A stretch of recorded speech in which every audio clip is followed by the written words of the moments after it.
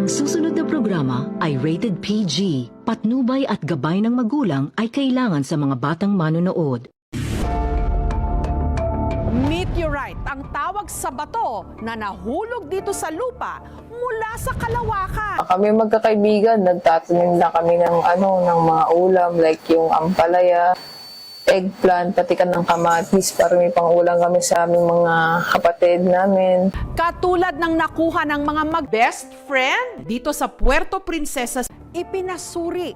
And then, nagulat kami habang kasama ko siya. May bumagsak, may maingay na pababagsak na bato. Hindi namin mawari kung ano ba yun. Akala nga namin may pumutok or what. At nagulat sila sa resulta. Ito na nga kaya ang magpapabago sa kanilang buhay. Pero yun, pinuntahan namin ng kaibigan ko yung lugar. At may nakita kaming isang bato. Sobrang init niya. And then, kumikislap-kislap para talaga siyang meteorite. Batong-bato noon ang magkakaibigang Divine at Casey sa bayan ng dito sa Puerto Princesa City. As in, lakas na lagabok talaga na nakita namin. Sa kalangitan, may bumagsak na parang shooting star. As in, para talaga siyang uling na parang lumilihab-lihab pa siya nung pinuntahan naming kakaibigan. Napakalakas na lagabok talaga yung narinig namin. Agad namin pinuntahan nung kaibigan ko para tignan. Nakita talaga namin na pag ganun yung bagsak.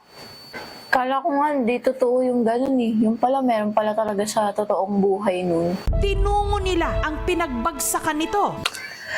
Dito sa lugar na to, dito kami nagtanim ng kaibigan ko. Ay, naglalakad lang kami dito. Then, dito namin actual na nakita kung saan bumagsak yung meteorite. Ito din yung actual na suot namin. Suot ko nung nagtatanim kami. And dito kami sinuwerte. Dito nagsimula ang swerte namin. Sabi ko sa kaibigan ko, baka yayaman na kami dito. 6 inches ang taas ng bato, 9 inches naman ang haba.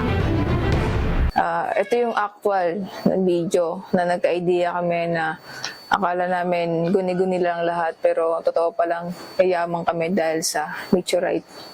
Hanggang sa pag-research nila sa internet, nagka-ideya sila na ang hawak nilang bato, posibleng meteorite. Napanood ko din na sabi sa research na ang isang asteroid na pasok sa outer space, ito ay tatawagin na meteorite, which is ito yung bato na makakapasok sa Earth or sa universe. Bahagi ito ng meteor o yung nabaklas na bahagi ng asteroid na pumasok sa atmosphere ng mundo. Dahil sa meteorite na napulot namin, maaari kaming yumaman sa pagitan namin ibenta namin sa mga malaking tao or what. Kaya napakahalaga po sa amin ng bato na yon para yumaman kami at mabago yung buhay namin. Na hindi naaabo at siyang tumatama sa lupa. May nakapagsabi din sa akin online na umahalaga daw ng bato na yon or meteorite na yon na umabot ng $1,000 per gram. So nagulat ako, syempre, yayaman na kami neto eh. Ang computation ko po dyan is 50 million per kilo. So nabawasan, gawa ng pinapacheck up namin, pinapatingin namin. So, nasa 400 million ang kabuuan ng bato or halaga ng meteorite na napulot namin. Which is mahalaga sa amin, hindi lang para sa sarili namin, kundi para rin makatulong kami sa kapwa namin tao. Ngayon, na tag-ulan, marami kami matutulungan sa Luzon, Visayas at Mindanao. Ang mga best friend ng bungabong, nakatakda na nga bang maging milyonaryo? Kung ano man po, bala ko bilhin doon sa makukuha namin magpatayo ko ng sarili naming bahay, tsaka kumuha ng family sasakyan, ganun. Tsaka magtayo na din ng negosyo para kahit pa kumikita yung perang nakuha namin. Ako naman, syempre, maganda yung hangarin ko dahil bihira lang yung gantong blessing. Syempre, una, i-donate ko sa church and then sa mga nasalata ng bagyo. Bibigyan ko sila, babagyan sila ng unting tulong para sa goya mabawasan yung mga problema ng sambayanan natin. Then, syempre, sa sarili ko, tapos syempre, tatayo ko ng negosyo para lumago yung kinikita namin at hindi lang basta gastos ng gastos. And then, syempre, para sa pamilya, mabigay yung mga gusto ng pamilya ko, matravel ko sila sa malayong lugar. Tsaka gusto nilang puntahan like Dubai, Singapore, USA. Yun lang, para lang makatulong. Then, para sa Diyos and para sa pamilya. Ang hawak na bato ni na Divine ay pinasuri nila sa rock and mineral collector na si Abe. Natingin namin sa bisa, sa pagtingin ng mga meteorite para malaman namin kung magkano ba ang halaga nito at para mabenta namin to at mapagbahagian namin to ng aking kaibigan at para fair, fair at tama yung hatian namin magaganap. Yung sa bulalakaw, meron siyang iron content. I-test po natin. Ibig sabihin, kapag may iron content, dumidikit siya. Ngayon, kapag walang iron content, hindi siya didikit. Test natin.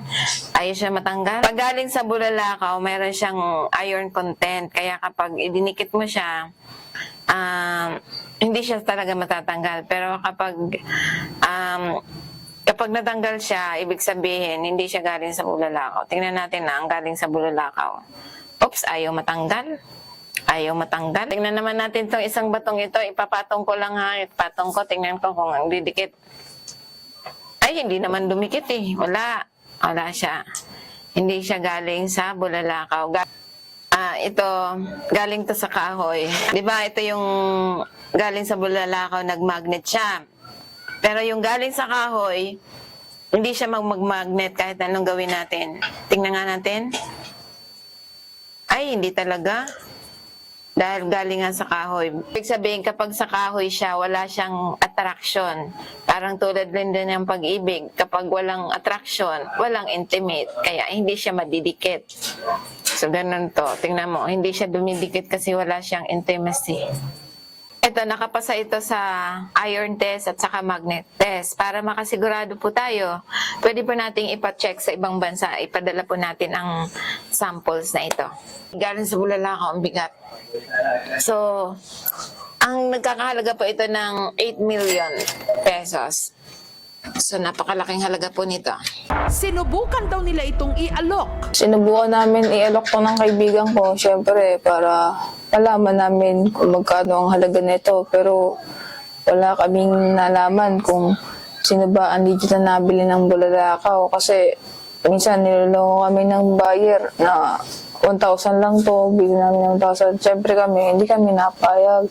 Kasi tunay na meteorite talaga to. Kasi mismong mata namin, mata niya, ang nakakita kung gaano sakang itong bulalakaw na to. Kaya 100% legit to.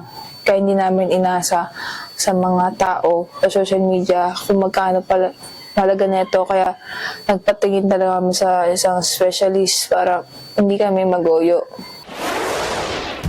Meron daw lumapit kina Divine at ang buyer daw nito, isang Amerikano. Ka-transaction kami na foreigner. And then, kumuha kami nagtapyas kami ng kaunti dun sa bato. Ito na raw sila kumuha ng bahagi ng bato para ipatest. Inabi raw sa kanilang meteorite nga ito. And then, nalaman namin dun sa foreigner na meteorite nga tawag yun. Pero mahinang klase lang. Pero sabi sa amin kasi, mahinang klase lang daw yun ng meteorite. Ayon naman sa aking pananaliksik, kaya wala namang batas na nakalagay na may pagmamayari ng meteorite. Kaya ang ibinayad lang sa kanila, 580,000 pesos. Pero syempre, kaming mga Pilipino, minsan talaga hindi namin alam. Wala rin kaming kaalam-alam sa halaga or kung sabi nga niya, mahinang klase lang daw ng meteorite yung nakuha namin, ganyan. Nagdadalawang isip kami kung ibibenta ba namin o hindi. Mastos pa raw sila sa mga dokumento, pagpapaship sa bato at bayad sa middleman. Nung naibigay namin yung bato, wala kami magawa kasi 580,000 lang yung binigay sa amin. Kaya bawat isa sa kanila nakaparte lang ng 58,000 pesos. Kaibigan, para maging legal yung process namin, hindi buong 580,000 yung pinapaghatian namin. Siyempre, gumastos kami sa shipment, sa binayad namin sa middleman sa pagpapacheck up. Napaghatian lang namin ng kaibigan ko is nasa 58,000 lang or kulang-kulang ng 60,000. Saka nang dismaya namin noon kasi nagoyo feeling namin, nagoyo kami ng ibang bansa. Akala namin, doon na kami yaman. Nung napatingin na namin, wala na kaming choice kundi pumayag kasi nga panahon yun ng pandemic. So, wala kaming choice. Kailangan namin ng pera. Akala namin makakatulong din kami sa ibang mamamayan ngayon. Dahil na ngayon na tag-ulan. Akala namin makakatulong na kami sa iba pero hindi pala nangyari kasi nga kami yung naloko. At hindi kami binigyan kung anong tama ng presyo ng meteorite na kailangan naming mabigay sa amin. Pero wala kami nagawa, kundi pumayag na lang kami sa binigay ng middleman o ng Amerika. Bahagi ng pinagbentahan ni Divine, ipinampagamot niya sa may sakit niya noong ina. Yung kalahati ng kita ko, yung pinagkatian ko, bigay ko sa nanay ko para panggamot niya, pang maintenance, para magaling. And then yung iba naman, pinulong ko din po sa gastusin sa bahay para naman hindi magkaroon ng halaga-baga yung mga napaghirapan naming makita, yung meteorite. Kahit na maliit na halaga, may napuntahan naman ng magandang asal or maganda yung napuntahan namin, hindi basta-basta sa sugal or what. Diniretso namin kung ano yung pangangailangan namin. Kalahati naman sa perang kinita ni Casey, idinonate niya sa simbahan. Ako naman, since kakunting halaga lang din naman yun, dinonate ko na lang sa simbahan namin. And then, yung the rest, mula ko ng mga pangangailangan ko like lipstick, makeup, ganun. Hanggang kamakailan lang, may nakapagsabi kina Divine, hawak nilang bato. Hanggang goyong-goyo kami kasi nakita namin yung bato namin nasa The Meteorological Society na. So nasa website na siya kung saan doon yung mga nakakolektang mga meteorite na galing sa Pilipinas. So ang laki ng pagsisisi namin dahil nga kala namin makakatulong na kami. Kasi nga ang laki-laki ng halaga ng meteorite pero kung magkano lang ang nagbigay sa amin or napadpad sa kamay namin, sana na tulong namin sa kapwa namin at sa mas nangangailangan ng pera. Nasa opisyal ng listahan ng The Meteorological Society. Bandang huli nga, ayun, nagsisi kami dahil gano'n na nga nangyayari. Sana hindi kami agad nagtiwala, agad, basta-basta. Sana nasa amin pa yung bato. Sana baka napatingin pa namin or naibenta pa namin ng mas mahal. Sinubukan daw nilang habulin ang middleman pero hindi na sila nito sinasagot. Sinubukan namin habulin yung middleman pero wala na kaming contact. Pinlock na kami sa aming mga social media account or yung contact namin na hawak namin sa kanya. Kaya yun, sobra kaming nagsisisi ng kaibigan ko na nagtiwala kami sa takatakang tao. Dapat hindi nag-search muna kami ng maraming beses bago namin itiwala yung bato na bibenta namin.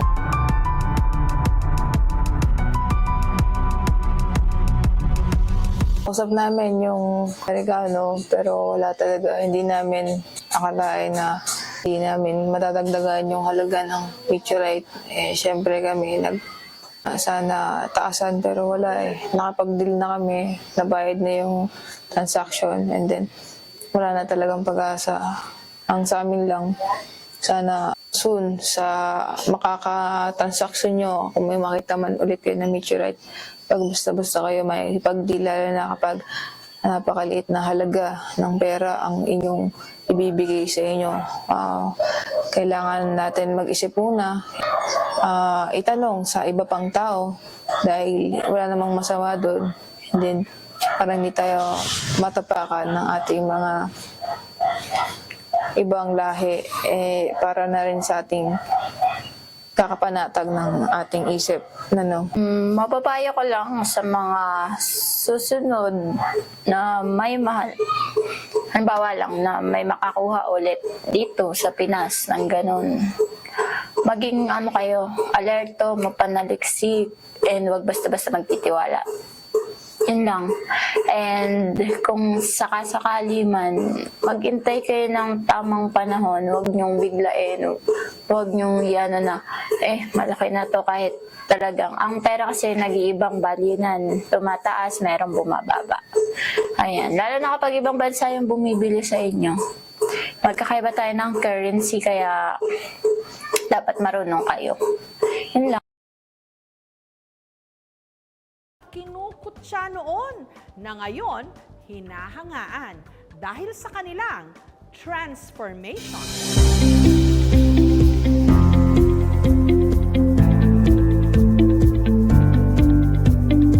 Sa weight ko and height ko, dapat ang kilo ko lang is nasa 51 hanggang 49 kilos lang ang tamang normal.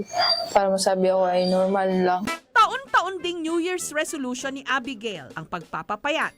Hindi mataba, hindi overweight, hindi obese. Pero si Abigail, 89 kilos. Sa gathering, ayoko na minsan magpakita. Minsan nga, kapag kakain ako, mag-eat and run lang ako, tapos uwi na rin ako. Kasi nga, ayoko magpakita sa tao kasi nga nahihiya ako sa itsura ko dahil nga ang taba-taba ko, and then sobrang akong laki-laki.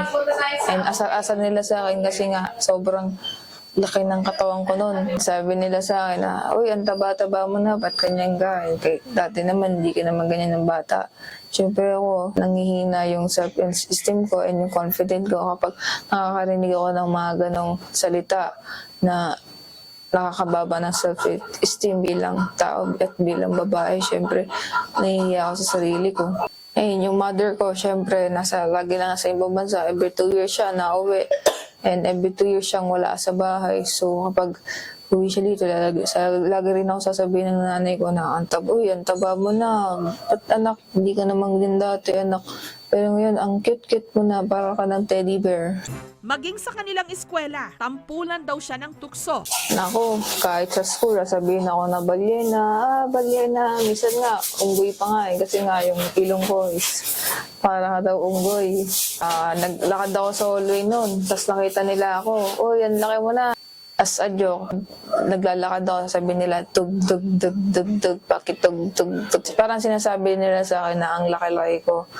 And ako, syempre ako, hindi ko na sila pinapansin yung mga joke nila. Dinededma ko lang. Minsan, tumatawa ako sa mga joke nila, pero madalas na na-offend ako. Syempre, nakakababa siya ng self-esteem bilang babae at bilang tao na sabihan ka ng gano'n, di ba? Parang nakakawala ng gana sa buhay kapag may mga ganong tao sa paligid mo. Nung high school day, syempre ako, sinasabihin na akong mataba, nililabering theory nila ako na taba-taba ko, yun. Pinatanayan ko na lang na mataba ako kahit na gusto kong pumayat, gusto kong sumiksi, gusto kong iwanan yung dating ako na sobrang taba. Di ko maiwan-iwanan nga kasi nga tinatanggap ko na lang kung ano yung sinasabi nila para hindi na ako maapektuhan. Pero nagiging epekto rin para rin sa akin pag habang buhay ko ito pinangatawanan.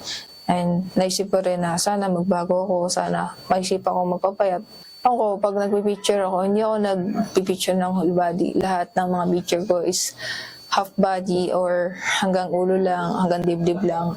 And lahat po ng picture ko is hindi po umaabot ng whole body kasi nga ayoko makita yung katawan ko na sobrang taba. Parang iniiwasan ko na lang talaga ma-offend or masaktan yung damdamin ko kapag inaasar ako ng ibang tao na ang laki-laki ng katawan ko. Minsan kapag may mga group pic, group photo, ginagawa ko, pinapakrap ko na lang yung ibang picture para hindi ko po makita yung picture ko na ang laki-laki para wala pong ebidensya ba kung gaano kalaki noon. Alam daw ng Diyos kung gaano niya kagustong pumayat.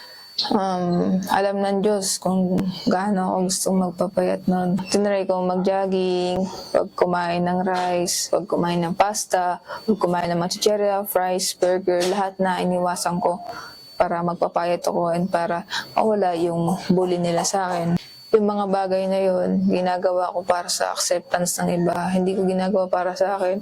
Parang gano'n na lang yung thinking ko sa buhay na kailangan para mahalin nila ako yung ako, kailangan ko may mabago sa sarili ko, kailangan ko magpapayag, kailangan ko magpa-sexy para tanggapin nila ako at para hindi nila ako bulihin or iba ba yung self-esteem ko.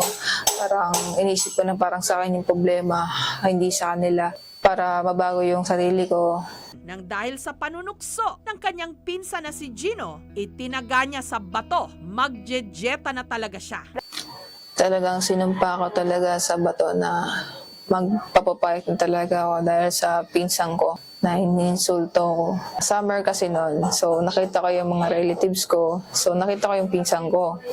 Yung itsura ko noon, syempre, ang taba-taba ko, ang laki ng pisngi ko, ang laki ng ang hubog ng katawan ko, sobrang taba.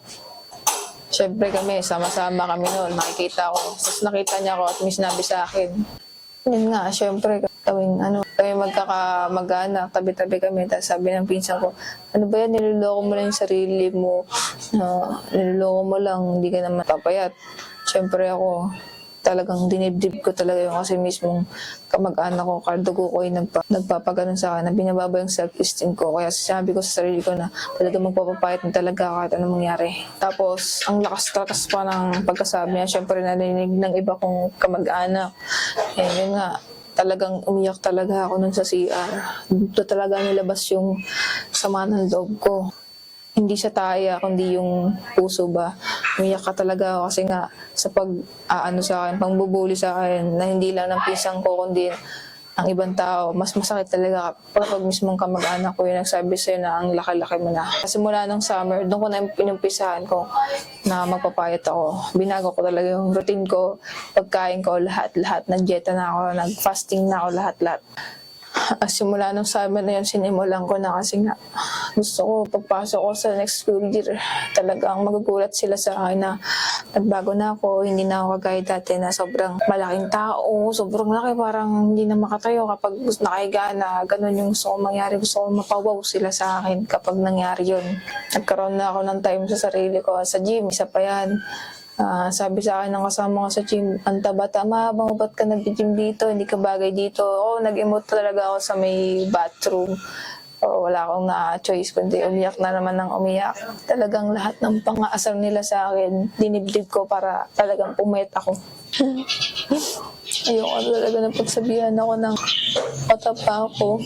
Ayoko nang mapag-iwanan. Gusto ko nang pumayat. Ayoko nang hindi ganun sa akin. Kasi sobrang malaking epekto sa akin ito kapag buong buhay ko na parang hinuhusgahan na pagkat mataba ako, ganito na agad. Masakit sa akin, syempre.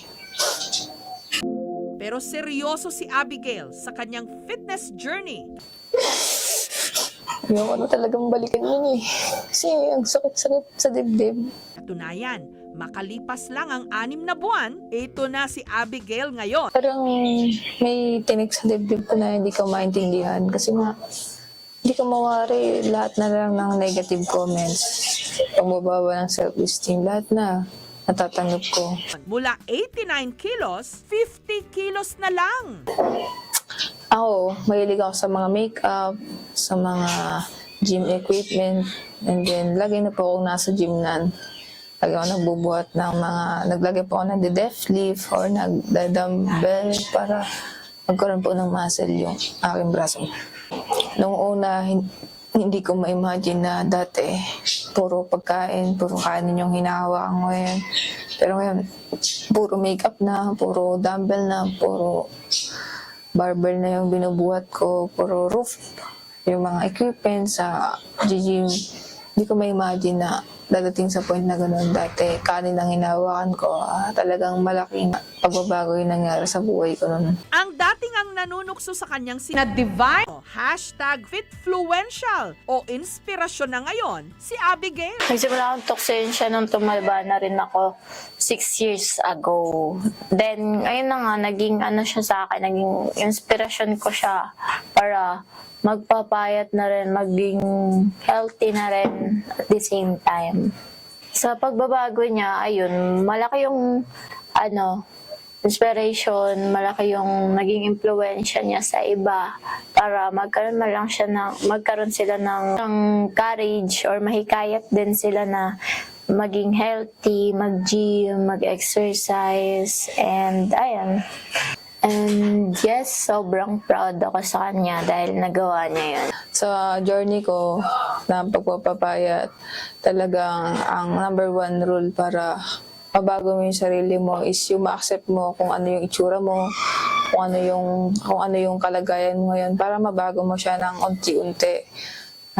Hindi ka na-stress or what, kailangan tanggapin mo sa sarili mo na pag mataba ka or what, pag natanggap mo na yun, doon mo mag-goal, doon mo unti-unting tutulungan yung sarili mo para mabago yung mindset mo. Huwag niyo gayahin yung dati kong ginawa na tinanggap ko sa sarili ko na ang taba ko, pero which is mali pala. Kailangan natin may mabago sa sarili natin para hindi tayo abusuin ng ibang tao or maliitin, kasi nga hindi habang buhay ganun tayo. Talaga may magbabago sa atin sarili kapag pinaghirapan natin at pinagsumikapan natin na makuha kung anumang bagay na gusto natin makuha sa buhay.